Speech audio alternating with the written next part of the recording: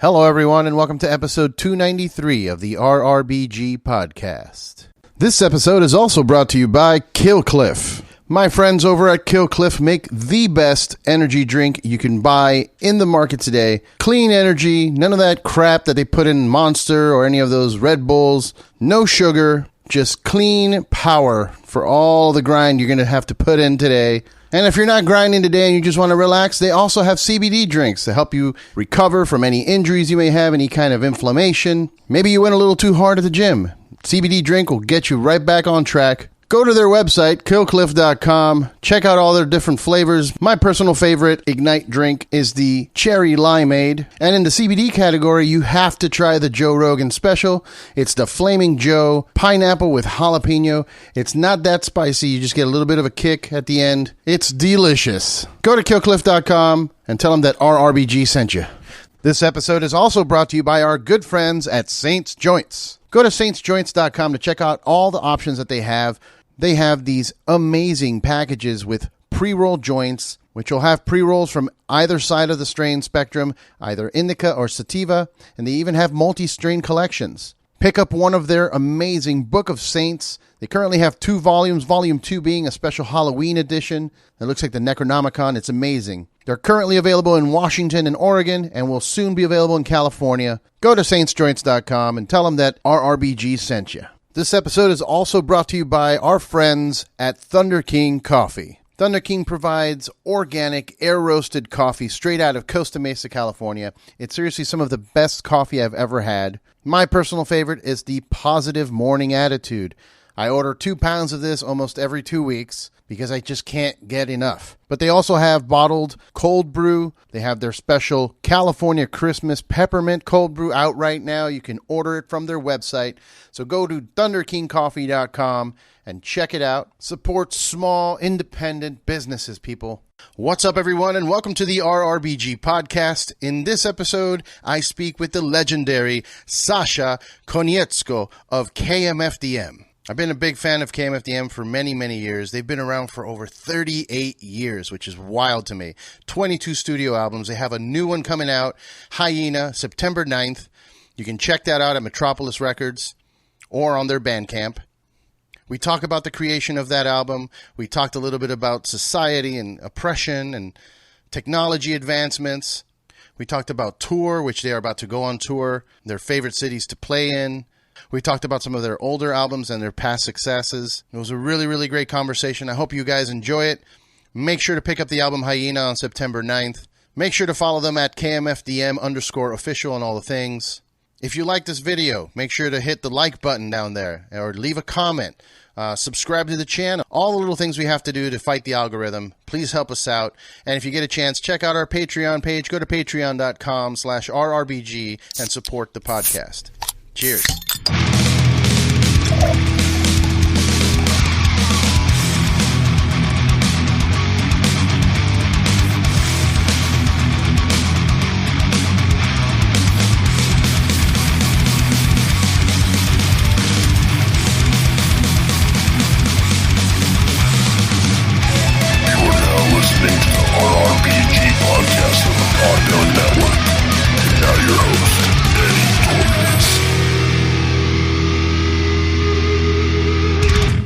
What's up, everyone? Welcome to the RRBG podcast. Today, I am being joined by the legendary Sascha Konietzko. How are you?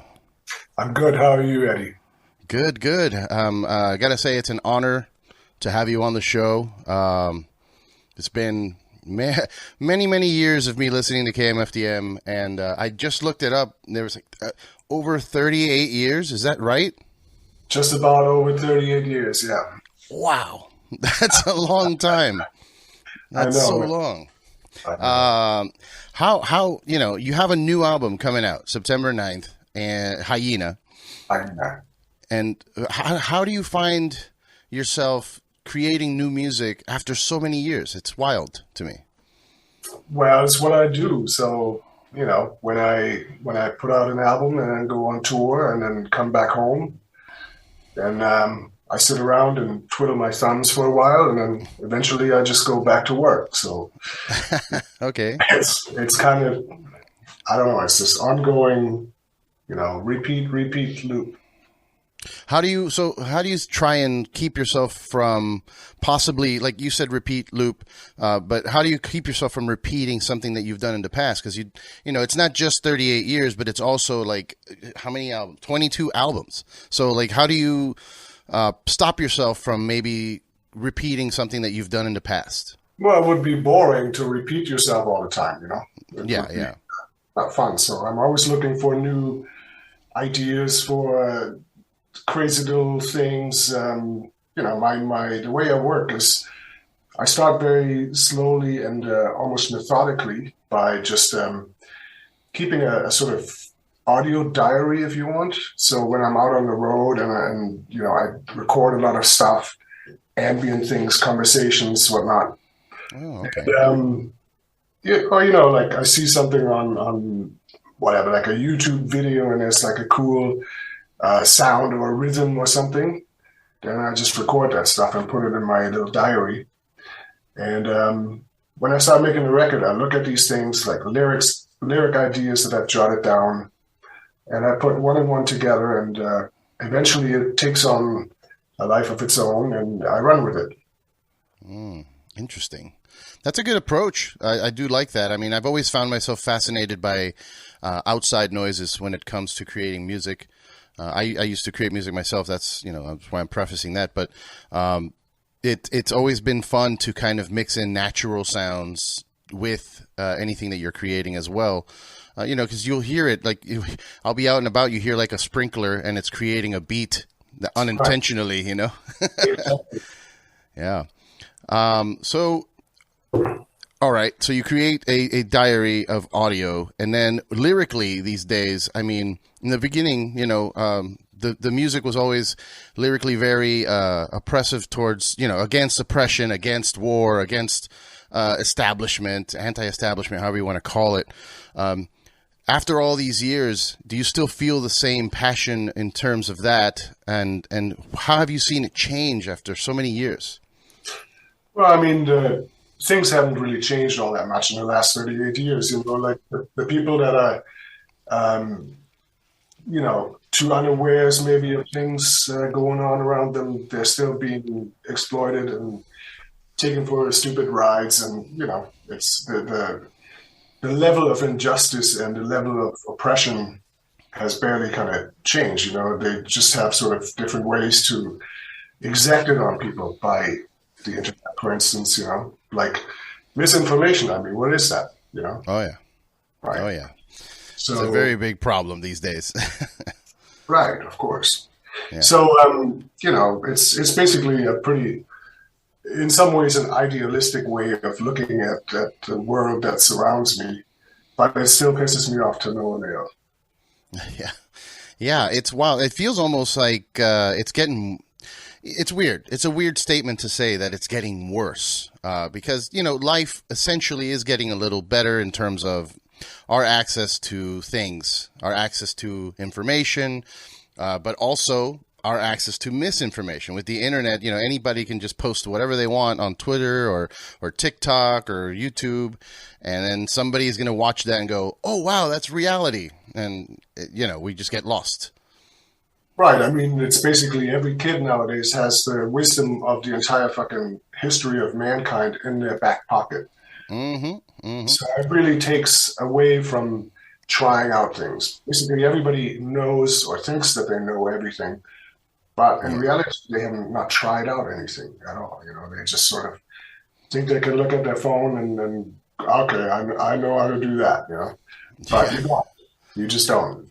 And it's like, for instance, the quality, I mean, obviously the quantity of new music that's being spewed out on all channels on the internet is massive. It's like 1,000, 10,000, million times what it used to be back in the mid 80s or so, because everybody can make music. But if you listen to this stuff, it's very little quality. Mm-hmm. And it's also interesting that the younger generation likes, they like to listen to music in this sort of MP3 format that in my ears really hurts, right? But very compressed. There was a very interesting experiment conducted by some sociology professor in Austria, I think, confronting younger people with hi-fi recordings and with like iPhone recordings, and pretty much everybody preferred the low quality stuff. They were like, hi-fi, it's so weird, And when it comes like this, it's sort of like, what? That's weird. So yeah, the times are changing massively, but the root of all evil is never being addressed, really. And what would you say that is for you? Like, what would you define as the root? Because the classic statement is money is the root of all evil. But do you believe that, or is there something? Oh, it's organized misinformation. For instance, religion.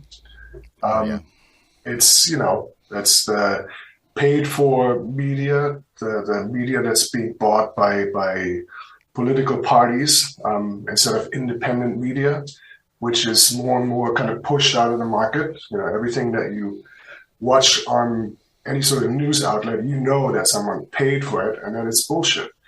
So rest assured that what you read, what you hear, is all like, it's crap. It's fake. It's filtered through so many hands and so many people, and right.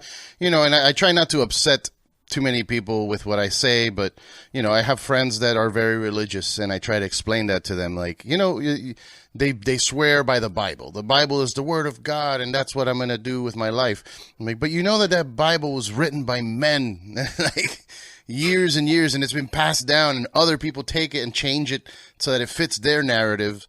So, like, how can you trust that source? If we don't have there isn't a Bible that we have in our possession that we know came from God. You know what I mean? It's all from men. So I don't understand. I don't have a problem per se with people that are just very religious. I think everybody is totally entitled to, think and do and pray to whoever they want. It's just this sort of mandatory bombardment with religion, like for instance, where I live, it's kind of normal that kids go to Sunday school and then get either communion or confirmation. And I asked my daughter, she's 14, I said, do you want to, like, your friends are doing this, they're going to Sunday school. She was like, I'm not going to Sunday school.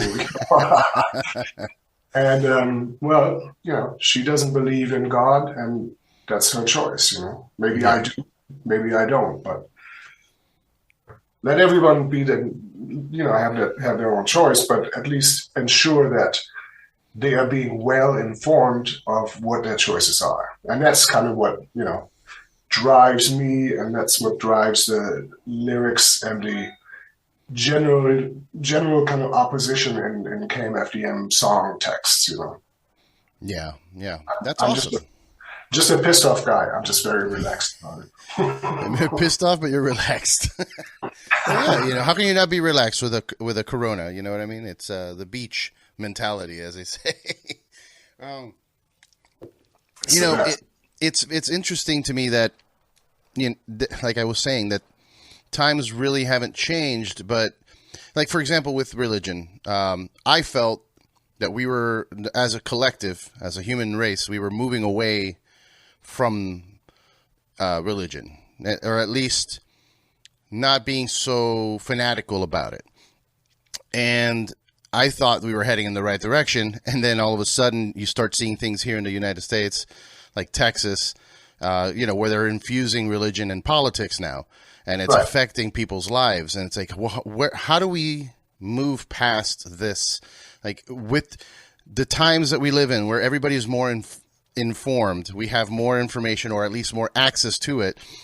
How are we still being oppressed and having to listen to these people and having to change our entire lives based off of what they believe in? Well, again, everybody should have choice. I mean, people, I totally accept it if someone says that they would never have an abortion, but I would totally not say that it's all right for people generally to not be able to have abortions. That's bullshit. Everybody should be able to do what they want based on their own opinions or influences or upbringing or whatever. It's just like, give people at least the what's the word I'm looking for? Give them the option, the dignity to decide for themselves, you know. Yeah. So, I think. Well, we got a little heavy right off the bat, but I want to bring it back a little bit. I'll bring it back a little bit to the music. With Hyena, why is it called Hyena? What's the theme? Why are we in that direction? I don't know. I was just stumbled upon the word hyena, and I was fascinated by how it is properly written with like umlauts over the E. And it's a 5-letter word, and KMFDM has somewhat of a tradition, long-standing tradition of choosing 5-letter titles. And so after a few moments of just muddling that around, I had an idea of what the artwork should look like. And I talked to my friend Aiden, who does our illustrations. And he came up with this brilliant artwork. And I was like, this is so great. And in the meantime, I had worked on a song that I just tentatively had named Hyena, which turned out to be, you know, a fun song, a song that I really like. And so, yeah, one and one together, and here we have Hyena. Okay. Have you heard the whole thing? Not the whole album. I heard the single, the Hyena single. That's out, but I haven't heard I don't have access to the full album yet. You can contact Jim at Metropolis Records. They have a Holix stream set up, and you can listen to it today if you want. Oh, yes, please. I'll definitely do that. Yeah, like I was telling you, I've been a fan for a long time. I mean, when I was very young, my first mohawk was actually it's your fault. I'm sorry. Yeah, I went to go... Huh? Your mom hates me, right? No, she grew out of that, I guess. I eventually, but yeah, at first it was, you know, I got a mohawk and then I got some tattoos, and the family was not very happy about it. But yeah, I the first mohawk I got it because I went to go see you guys in Fort Lauderdale. It was at the Culture Room, yeah. Yeah, and, you know, ever since then, I kept it for as long as I could. Now I can't grow it anymore. When was that about? So, I want to say 2001, maybe 2002, maybe before that, 2000, 2001, 2002, around that time. 2002. Yeah. Yeah. Yeah, I went there, and, you know, I had the aviator glasses as well, like yours, and I mean, I've always been very, very much into that style of industrial rock, metal, kind of dancey, but, you know, not poppy, just dance, you know. Right. Which is weird, because, you know, you don't think of, when you listen to industrial or you listen to, like, metal or rock music, people don't automatically associate it with dancing, you know. Right. But I've always been obsessed with being able to express myself physically like that, like the you know, jumping around, dancing. You know, there's the slam dancing, the moshing that people call it. Sure. But so these days, I felt that when you guys were, I guess, peak popularity in the 90s, when your music was on every soundtrack, you know, for my favorite movies and everything like that, I felt like that was a movement towards, when I was at that age, I thought that music was going to be the future of music. Like, all music's going to be industrial or electronic, but it didn't end up going that direction. Why do you think that happened? Well, in a way, it still was the future of music, because really, not that much has changed. I mean, if I think about it, when we play shows, we have people that are, you know, my age, that are KMFDM fans from the very first startup beginnings, and you know, and then we have kids that are like 14, 15 years old, and I sometimes talk to them and I ask them, like, how come you like this music? And they go like, I don't know, but I got all your records. Or some say, you know, I know you through my father or my mother or something. But there's a constant sort of new generation coming, which is obviously a really nice thing to happen. I mean, I would hate it to play in front of old farts like myself, you know. And they're just standing there like smoking. Like, everyone's tired. Everybody's just drinking and chilling. Yeah, it is weird, because you do need that energy from the crowd as well. A lot of, you know, I get upset when I go to a live show and I see the band really putting out this intense performance, and then the crowd's just kind of standing there, or perhaps on their phone, filming the thing on their phone. It used to be like that only in Amsterdam, but nowadays it's like in Denver and San Francisco.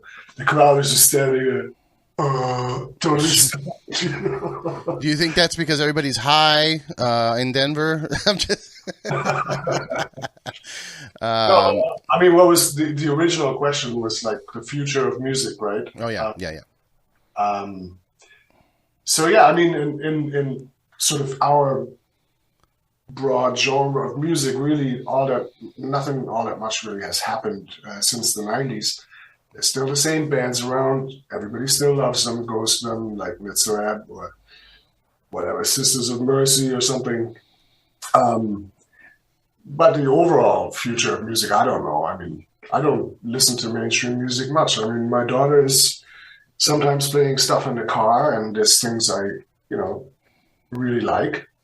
And there's stuff that I just don't really understand. I mean, like. Well, give me an example of one that you have liked, something new that you're into.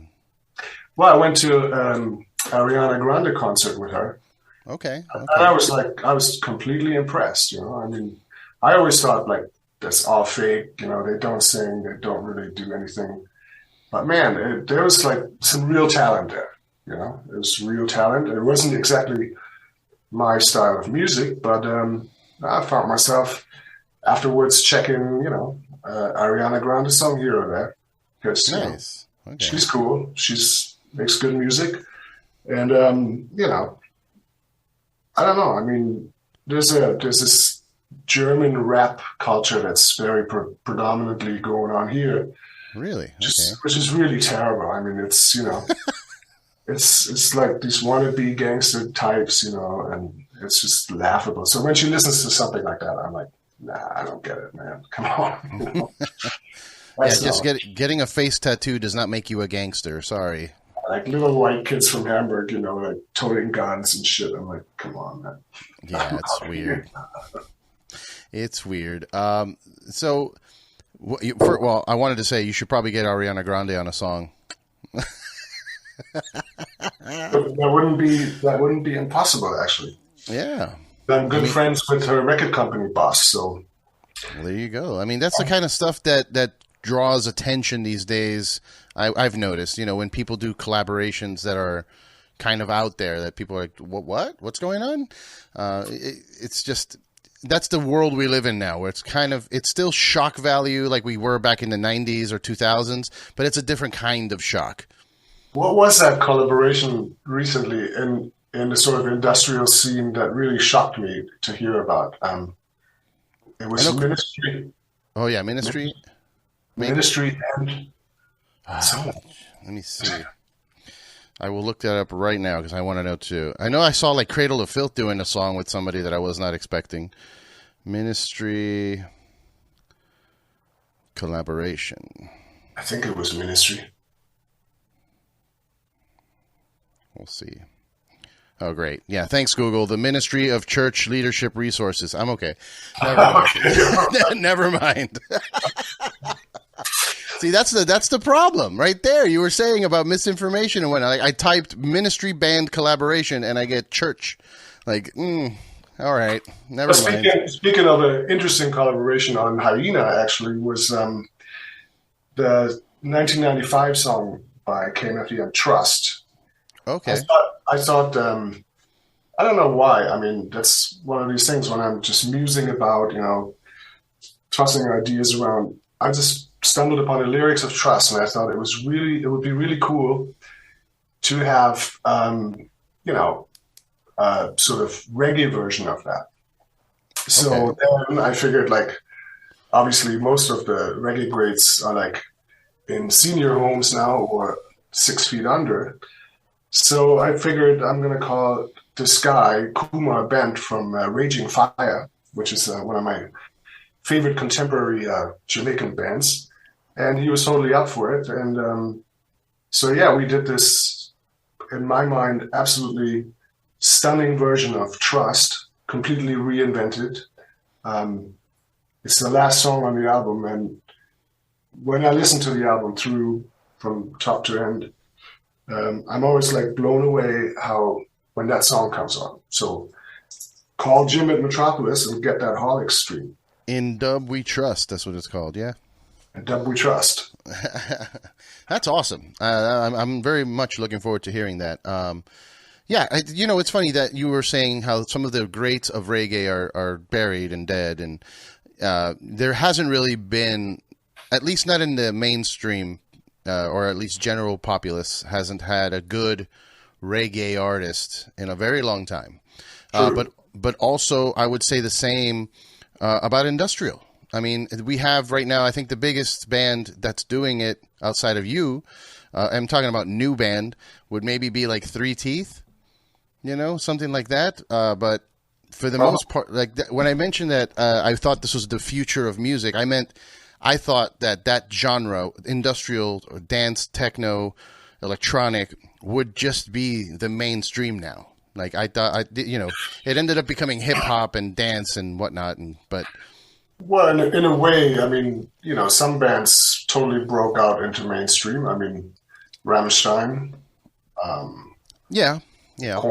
Korn, both of which opened for KMFDM in the early '90s or mid-90s. But I wouldn't call Korn or Rammstein like industrial. I mean, Rammstein's got industrial elements, but I still consider them more of a metal band. Right. I mean, in Germany, it's like mainstream pop. It's on the radio all the time. Rammstein? Yeah. I was always very curious about that. Like, how popular are they in Germany? Like, is it kind of like our Nickelback over here? Yeah, they're massive. They're absolutely massive. Okay. All right. And for you guys, like, where are you now in Germany? When you play a show, is it an arena or are you still, just kind of in the underground? It's a small club, and if there's 70 people coming, then that would be a good night. And is that the same here in the States, or is that just in your hometown? No. In the States, it's more like, like big theaters. Okay.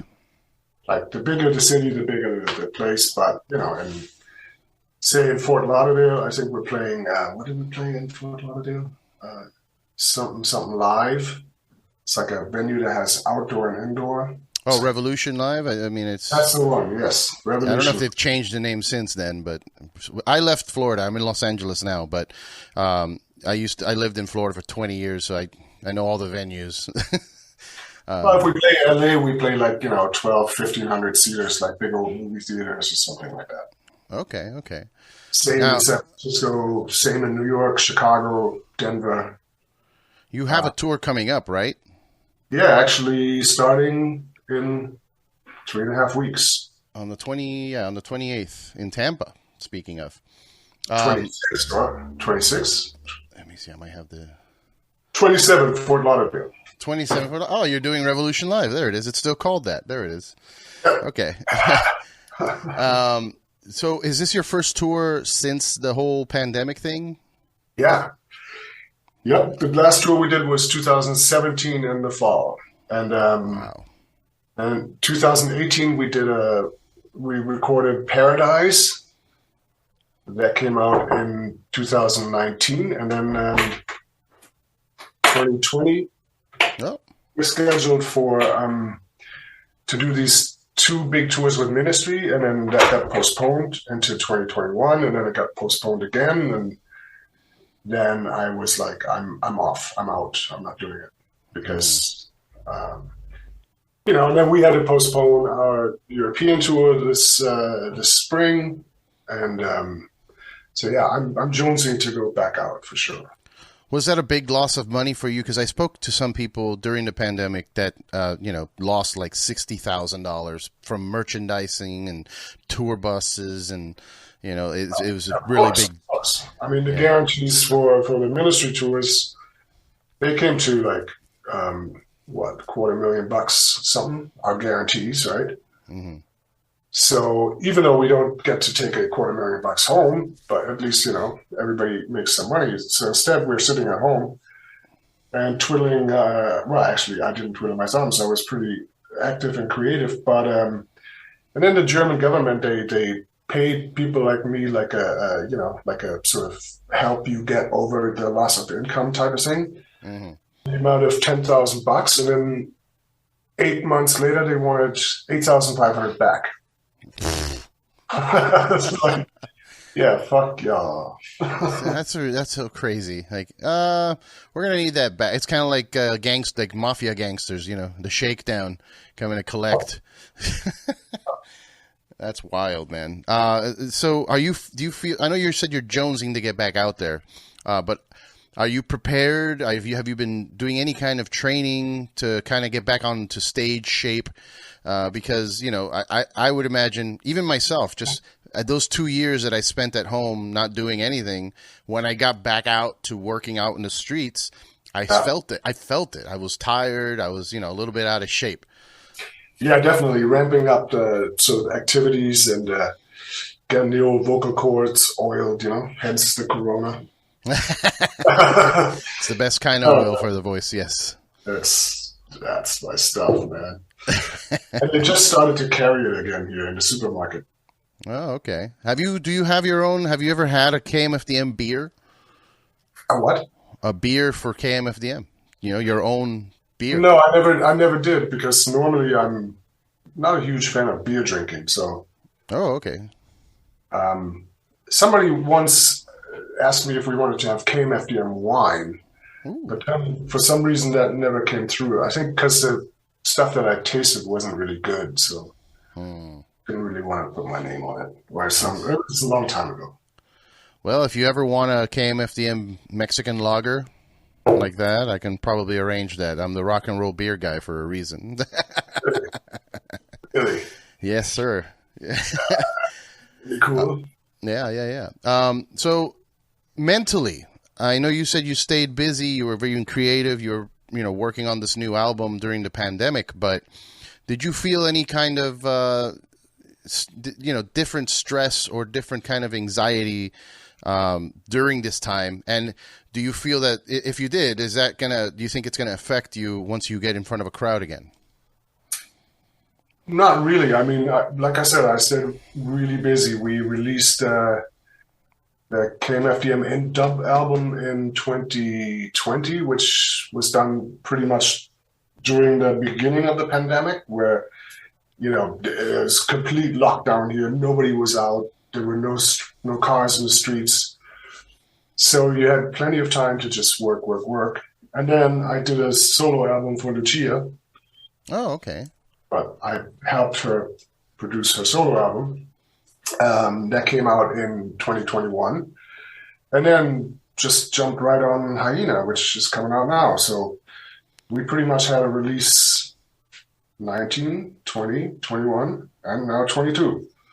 That's wild. After so many years to stay active like that, it's impressive, I gotta say. I wouldn't know what else to do. I mean, I'm running out of Netflix stuff,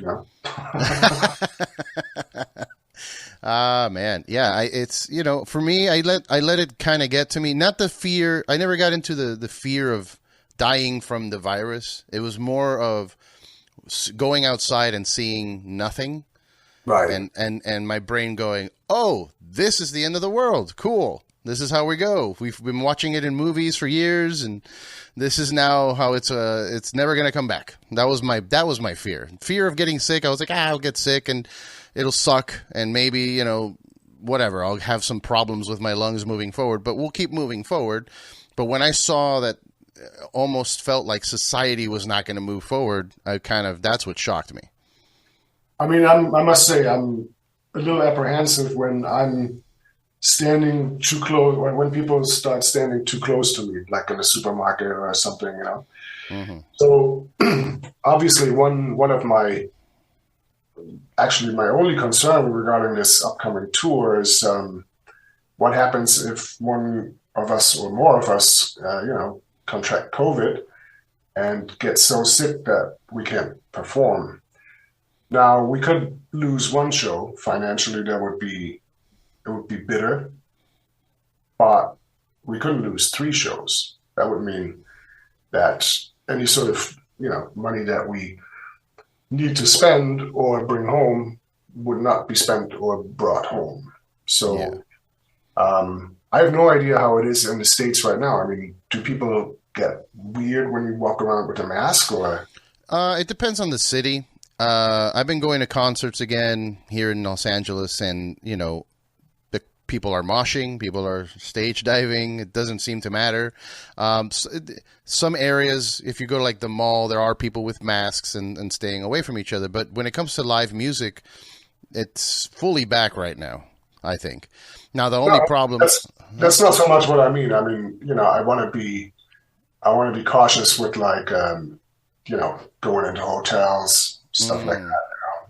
So they don't really care anymore. It's weird because it's still very much around. The virus is still there. It exists, but I work in the streets now. I work selling beer in the streets as well, and I go to restaurants and bars and hotels, and it just, there's occasionally, out of 10 people, there's one person with a mask, and they're being careful, but everybody else is just kind of doing their thing. But that being said, when it comes to tours and bands that are performing, if one member gets the virus, they cancel the tour, the whole tour, like not even just a couple dates, like they just cancel the whole thing. And that's kind of scary. That's not what I heard, though. It's, some tours, they just leave people behind for 5 days and then pick them back up. Well, yeah. I mean, if it's like somebody that can, like, for example, if you were to get sick, I don't know. I mean, can the band go on without the front man? Not really. We could go on without everyone else, but yeah, that's what I'm saying. Like, if you lose a second guitarist, or maybe even a bass player that you can just play some tracks, that's okay. But if you were to catch it or something, it's they just cancel the tour, and it's a problem because money, and you guys are not from the States, so you have to figure out how to get back home, and it's wild. Right. So yeah, that's kind of what sometimes makes me a bit nervous. But I mean, now my daughter has COVID as of today, so maybe I'm going to get it this weekend, and then it's done and over with, and at least there's some immunity for the next month or two. So I don't know. Sure. Yeah, it's something that constantly, I just hope every day goes well. Have you caught it at all during this time? No, strangely enough, well, not that I know of. I mean, I had a couple of weeks this maybe in March or so, where walking up the steps to my studio, I was like sitting there like breathless, but I didn't have any other symptoms, so I don't know. I mean, I know people that didn't even know they had it, and then coincidentally found out that they had it when, for instance, they tested routinely to go out with their grandmother or something. Oh, I got COVID, but they didn't feel anything, not a cough, not a sniffle, nothing. Yeah. And others that were deadly ill for 2 weeks. Yeah. I mean, I think I got it right before the lockdown in January of 2020. I went to. Have you heard of the convention NAMM here in? Of course. Yeah. So I went to NAMM, and it's crazy there. There's a lot of people from different countries, and everybody shaking hands. And I'm an alcoholic, so I had a flask with me of whiskey, and I'm like passing it around to people. And then after NAMM, I was in bed for like 2.5 weeks, couldn't breathe, couldn't sleep, coughing, couldn't smell anything, couldn't taste. I thought it was just a really bad flu, but then like 2 months later, they're like, oh, by the way, this is a thing, and we're shutting down everything. So I think I caught it back then, but since then I haven't gotten it again. And have you been vaccinated? I have. I did. I know that it's, some people judge me for it, but it's like, I don't, I'm Cuban, we have 32 vaccines placed in our bodies before we are, able to say words. So same here. It doesn't matter to me. Like, just pump me up with enough stuff to let me do my job and go out and enjoy life, Absolutely. Yeah. I don't understand why people wouldn't let themselves be vaccinated, because like you said, in order to go to school, you have to be vaccinated against measles and this and this and this and that, and smallpox and crap, So where does this anti-vaccine stuff come from? It's another one of those, strange right-wing kind of Bill Gates is controlling us. Yes. Because he's not already doing that with our phones and our computers. Why Bill Gates? Why Bill Gates? I like Bill Gates. Yeah, I mean, that's what people don't understand. Like, I hear that all, they're going to track us. I'm like, you have a cell phone. It has GPS tracking on your phone. You don't understand. You're already under someone's control. What are you talking about? Totally. But you were saying, like, where does this anti-vaxxing come from? And it leads us right back to the beginning of the conversation. It's misinformation, and it's people taking that. It's weird. People taking that mentality of your early music, the whole anti-establishment, oppression, but kind of misconstruing the whole message. Like I seen it in the news where there's like right-wing Republicans singing Rage Against the Machine songs, and they don't understand that music was made to go against that. Right. So it's weird. People have like kind of flipped the whole script on that. I was talking to someone yesterday that I was doing an interview with, and they just probably didn't know enough English or something. They got the whole interpretation of what the album is and what it means, and they got it all wrong. And I was just like, oh man. I mean, yes, art is supposed to be up for interpretation to a certain degree, but when it comes to stuff like that, like, how do you not understand that? Like, you would never see a painter explaining their paintings. I mean, that would be, So, yeah. So I was just like, yeah, right. Okay, you got it.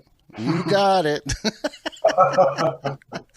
Yeah, and I don't know I don't know if we can fix this too. I don't want to be all doom and gloom and sad, but there isn't, like you said, nothing much has changed in 38 years. Like, yes, we have more freedom to do whatever we want on the internet and, create or whatever. But aside from that, like, we're still dealing with the same kind of system, the same cycle over and over. And I don't think it's going to, like, how do we fix it? There's no fixing. And, I used to be very, very gung-ho about, let's go out there and let's march and let's protest. And, I want things to change, but nothing ever changed. And I just got so tired that they won. They won the battle because I can't fight it. Right. So, hey, you being Cuban, and in your black beans and rice, do you put green bell peppers? Ooh. So traditionally, yes. Nowadays, I'm 40. My body decided I can't have peppers anymore. Okay. Not hot ones. I mean, just a regular green. Yeah, bell peppers. Yeah. No, I can't have any peppers. No hot, no green, nothing. It just gives me stomach problems all day. So it sucks because I like them. But it's what's weird is there's traditional some of the traditional things like the ground beef picadillo that we have. My family used to put raisins and olives in it, but a lot of people don't like that. They think it's weird. I think it's great. Yeah. It's funny, that's also one of the reasons, you mentioned me being Cuban, like that's one of the reasons I got into your music and into a lot of, like Atari Teenage Riot and that kind of stuff. Because my family and the way that the being raised in this, communist kind of oppressive dictatorship, that you feel this natural want to get out of and free and like rebel. But I don't know, the older I get, it's just, I feel hopeless in that sense that that fight is lost. Right. I don't want to give up the fight. I'm going to keep, talking and doing the best that I can. But I do feel that every once in a while, there's this like wave of like, everybody gets on the same page of like, we need to make a change. Like, right. When Ron Paul was running for president out here, everybody was like, yeah, the revolution is here. It's like, maybe. I don't know. I don't know anymore. They're all the same to me now. Pretty much so, yeah. Yeah, it's just different. They're all puppets of the same game. Like, there's no choice. There's no good choice there. I don't know. I don't know. I brought the mood down. I'm sorry. So tell me, what's what's your favorite city to perform in? Well, if I said that, then all the other people from all the other cities would kind of feel like gypped, you know? Fuck them. No, I'm just kidding. Well, I mean, traditionally, since I lived in Chicago for like 5 or 6 years, I would say Chicago, we always have a full house, you know. I know a lot of people. New York City is always great. Denver, Los Angeles, San Francisco, it's the big cities. Seattle is great. Okay. You know, if you go to, I don't know, like, don't want to diss any place really, but if you go to South Fork in, I think, South Dakota or so, yeah, then maybe that's not such a great night, you know. I'll name a city, Conway, Arkansas. You know, I've been driving through Arkansas, obviously a lot, because you get to drive through Arkansas whenever you go from Florida to New Orleans or so, but I don't think I've ever set my foot on Arkansas soil. Oh, yeah, maybe at a truck stop. A truck stop. We played a show there. My band played a show in Conway, Arkansas, and I'm talking shit. They were super nice. The crowd was very nice. Yeah, super nice. They gave us a place to stay that night. It was very, very, very well received, and we had a packed house. But the reason that we had a packed house is the problem. Is that there is literally nothing to do in that town. That was the only thing happening in that town. So everybody in the town showed up. And there was a sign in the back when we were loading in our equipment. There was a sign that said, if you need food or gasoline, make sure you get it before 6 o'clock or you don't have it. I know that. I was like, what? They're like, yeah, after 6, the town is done. Everybody just goes home. I'm like, whoa. Okay. We played a show once in British Columbia, in a place called Nelson. And it was the same thing. Everybody was there because it was a town in the middle of the woods. One of the local currencies was marijuana. I paid with marijuana at the sushi bar. They had excellent sushi for some reason. Really? You paid with weed? Yeah. You know, I'm like, dude, I don't have Canadian dollars, you know, because it was our first show in Canada. He said, yeah, you could pay with US dollars, you could pay with weed. So. Interesting. I might need to move there. Pretty cool. Or Thunder Bay, somewhere on one of the Great Lakes on the Canadian side. Same thing. We came there after like driving through a blizzard. We're like 5 hours late, and the whole audience had waited for us and helped loading all the gear into the venue and setting it up, you know. And we must have spoken to every person under 50 that lived in that town that night. You know, it was good stuff. I mean, it has its charm, you know. Like I said, it was nice to play in front of a full crowd and everything like that. But yeah, I wouldn't be able to live there. At least not in Conway, Arkansas. But I have a couple like small little things before we wrap up. When I was growing up listening to you guys, my friend convinced me that KMFDM stood for Kill Motherfucking Depeche Mode. Is that like? Have you heard that before? Yeah, of course. The story behind that is initially it was called Keine Mehrheit für die Mitleid, which is wrong German. It's just kind of wants to mean no pity for the majority, but it means no majority for the pity. Oh, okay. Okay. So, you know. Yeah, that happens in Spanish too, where some words are said before others, you know, and it doesn't translate in English well. Right. Yeah. So when we started our U.S. tour, our first U.S. tour opening for Ministry, people were like, so what does it mean? And I just said exactly what I just said to you. And they were like, nah, that's too complicated. Okay. And then one of the guitar roadies from Ministry, Sean, he just chimed in and he said, just tell him it means kill motherfucking Depeche Mode. And then, of course, you know, once something has two acronyms, you think about maybe there might be a third or a fourth or a fifth. So on the budding internet, a few years later, we did a contest. We wanted to collect 1001 different acronyms for KMFDM, and we found 1001 different acronyms. From Kylie Minogue fans don't masturbate to Karl Marx things. Obviously, the F always had the fuck connotation, but there were some good ones. There was a really good German one that goes, Kalte Melkerhände fürchtet die Milchkuh, which means the milk cow stands in fear of the milkmaid's cold hands. I like that. That's a good one. That's a good one. Yeah. Oh. So yeah, that's that. That's awesome. Okay, so there was some truth. It wasn't just my friend being full of shit. It can mean anything that you can come up with. Absolutely, yeah. Now, is there the reverse for the shirt you're wearing, MDFMK? Is there any good acronym for that? No, we didn't bother with that. Speaking of that, I mean, you're wearing the shirt. I enjoyed that album quite a bit. I am, totally. Yeah, I enjoyed that album. Today was one of my favorites. Like, it was kind of a sad song to me. Like, I associated it with sadness. I had a breakup that happened. Today's on Adios. Yeah. The what? Today is on Adios. It's not on MDFMK. Is it? Am I saying the wrong? Which one is on MDFMK? There is one that is on MDFMK that I associated with a breakup. Sycophant. MDFMK. Let me pull that up. Oh, that one's with Rabble Rouser and Torpedoes. Okay, never mind.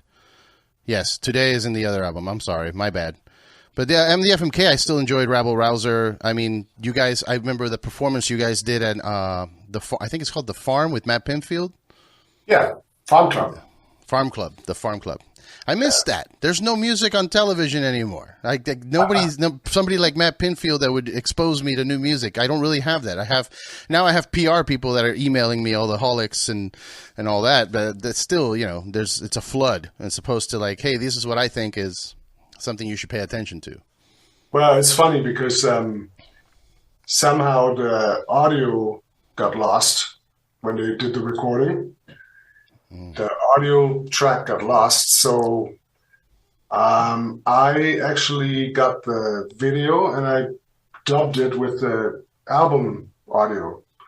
Ooh, so okay. When you see the video now, it looks a little bit off because obviously we played it a bit loose, Mm-hmm. But there was no audio, so they couldn't air it without the audio. Okay. That's interesting. I didn't know that. I do remember at one point, I think it's during Lucia's scream that kind of felt a little off when I watched the video. Yeah. Exactly. Yeah, that's exactly where it gets totally weird.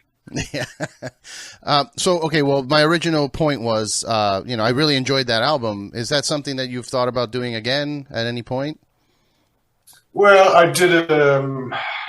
I did something like that with Tim Skold in 2010, Skold versus KMFDM. But okay. That did have a totally different vibe. I mean, it lacked a little bit it was an interesting album, but it was more like a concept album rather than a full-blown musical ejaculation, I would say. Musical ejaculation. Okay. I mean, I haven't heard that one, by the way, so I got to go check that out too. Let me write that down. Tim Skold versus KMFDM. Yeah. Okay. I got to should be on Spotify easily. Yeah. Now, I've always wanted to ask you about the album artwork because you guys have a very iconic look that is in every album, basically. The black box with your KMFDM and then a piece of art in the middle of it. Why, and how did that come about? Because that's actually how I found the band. I don't know if you remember an old service called Columbia House. Yeah. So Columbia House had one of your records, and I saw that artwork, and I was like, "Ooh, I'll get that." And I checked it out, and that's kind of how it all happened. Yeah, that came about.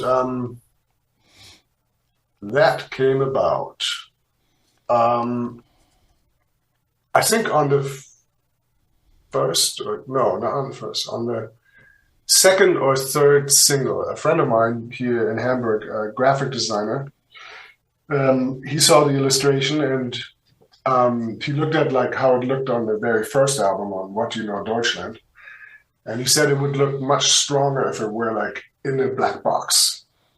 And so I let him do it, and it looked great. And so we just continued with that. The one guy did the illustrations, the other guy put the type and the whole thing layout together, and that became the thing. And I instantly realized this is absolute 100% positive branding. This is it's people totally recognize it. And then for the Nihil cover, actually, ironically, the second best-selling KMFDM album of all time, I had not been in touch with the illustrator guy, and I was living in Seattle at the time. So you know Bill Rieflin, who that is, right? Ministry drummer Bill Rieflin. Oh, yes. Okay. Yeah. So Bill Rieflin's wife, she was an artist, so I had commissioned one of her paintings for the album art. And then the day after it came out, the illustrator is calling me and he says, I'm in Seattle. And I'm like, where in Seattle? He says, I'm at this address. I said, step out of your front door. And there he stands, right? Like, Wow. How cool was that? He moved from London to Seattle, and I had moved from Chicago to Seattle, and we ended up 3 houses down. Like, what the fuck? That's wild. That's wild coincidences. Oh, yeah. So, okay, so you said Nihil's your second best, which is, and I mean, that's the one that had Juke Joint, and that's like, that was the one that was in the soundtracks. Like, that was right. A big deal. So, what's number one then? The one after it, Extort, that sold a couple of 25,000 more than the Nihil. Oh, okay. Do you think that's because of how well Nihil did?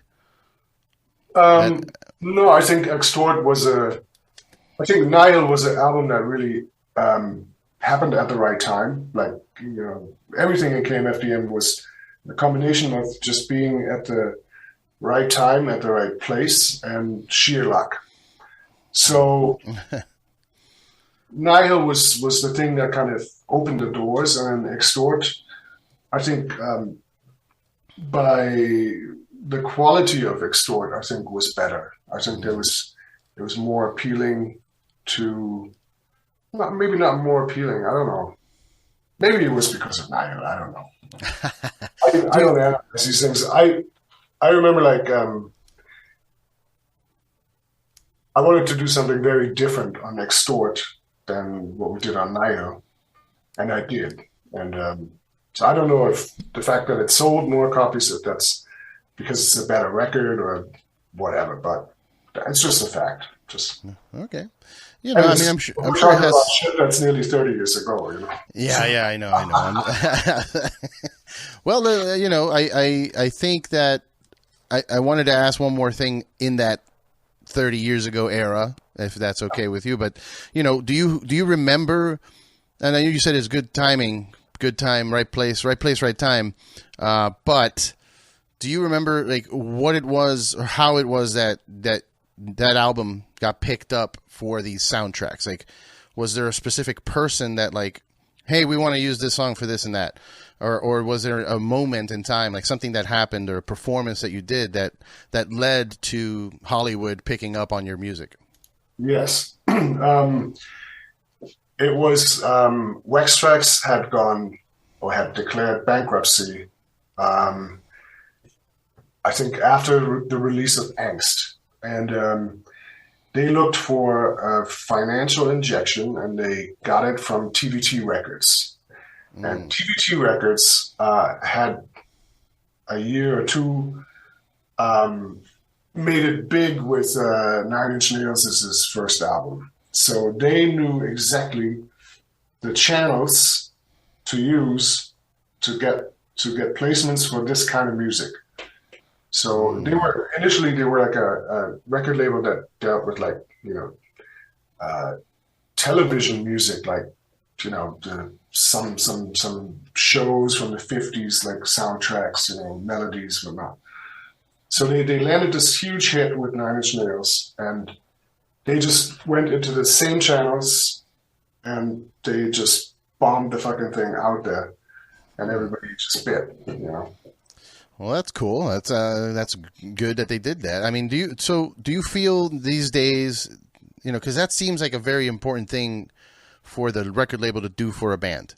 Right. And back then, labels did do more for a band in that sense, because the bands are too busy creating. They don't have the time to go work on logistics, to go speak to, a suit and True. yeah. So do you feel that now labels have any importance? I mean, with the ability to just put your own music out there, like, pretty easily, what do you think about that in terms of record labels today?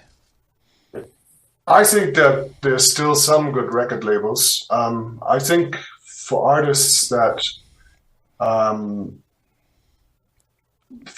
need sort of, advances to finance the recordings, or to just live through the time that they record in their bedrooms or whatever, I think it's good to have a label that kind of, keeps you fed.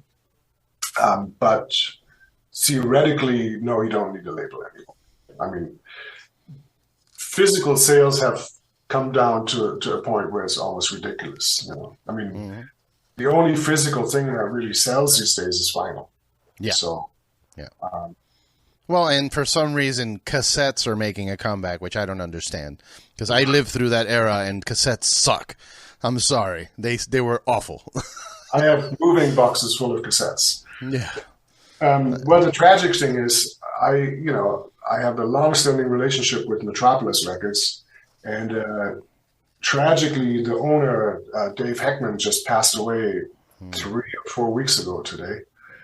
Like, out of the blue, it's like fucking terrible. I mean, just before release, just on top of a tour. So I don't know what to do now, I don't know what to do. But time will tell. But I wanted to say something about I wanted to say that when Juke Joint Jezebel blew up like that, when Nihil blew up like that, there was a moment that I had to make probably the hardest decision in my career with KMFDM, because I felt really threatened by the prospect of becoming sold out, not selling out my stuff, but becoming sold out. Because for TVT, obviously, like for every record company, the only thing that counts is money. They don't care about the product. They just care how much it returns, right? Yeah. So I had to say no to a lot of propositions that were put in front of me, because I had to really think about, do I want to take, $10 million right now and then go like boom and boom, bam, and over, or do I want to continue on my path, on my own destiny? And I chose the latter. So I feel good about that. I could have made a shit lot of money in those days. Everybody was just like basically rolling out the red carpet. KMFDM, please. And I was like, no, thank you. That's awesome. It's difficult. It's a difficult choice because money is very appealing. It was very.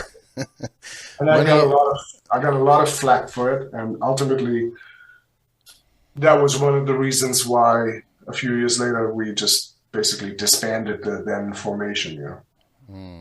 Because it became impossible for me to work with people that just always went like, "You should have taken that money. We would have all been rich."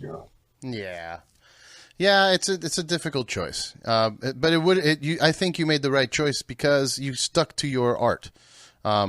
Because it would be very disingenuous for you guys with the message that you were putting out to now be doing commercials and exactly all that stuff. Because it's a weird thing. I've always had a hard time with that mentality because I grew up.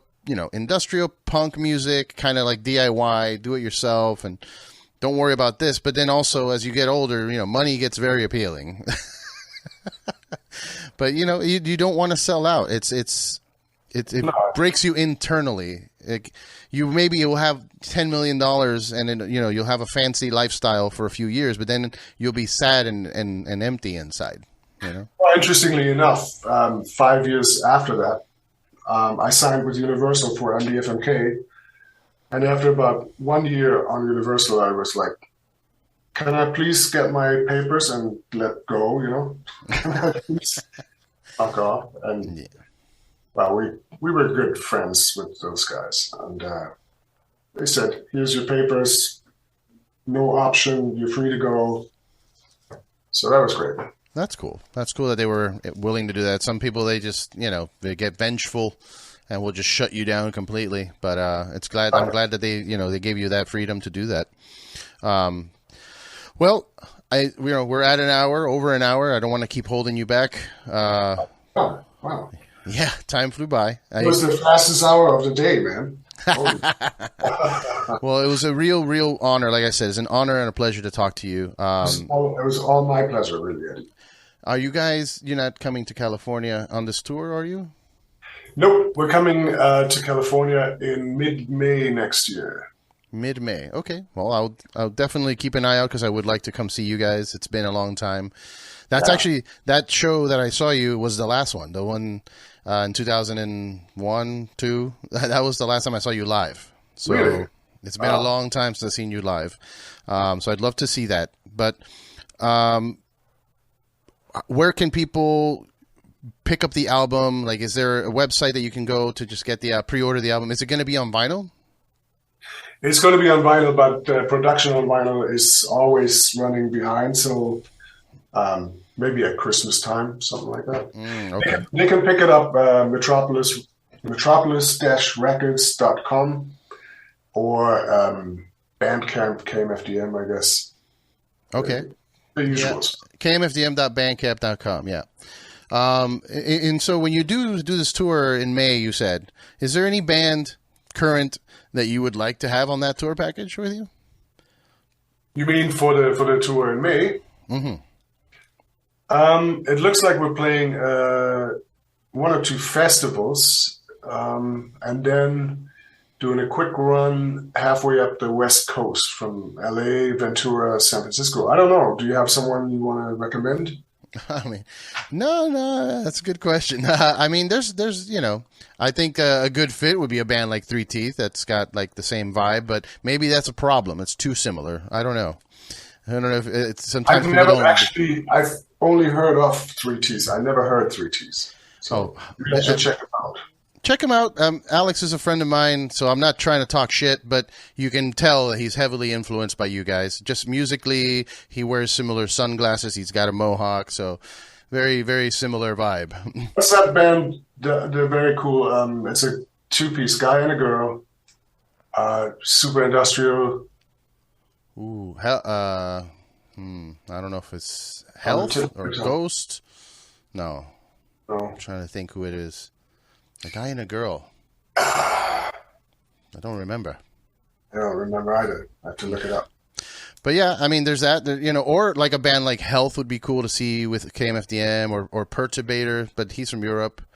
You know, something else that's electronic and dancey, but not exact, you know, type of genre. Right.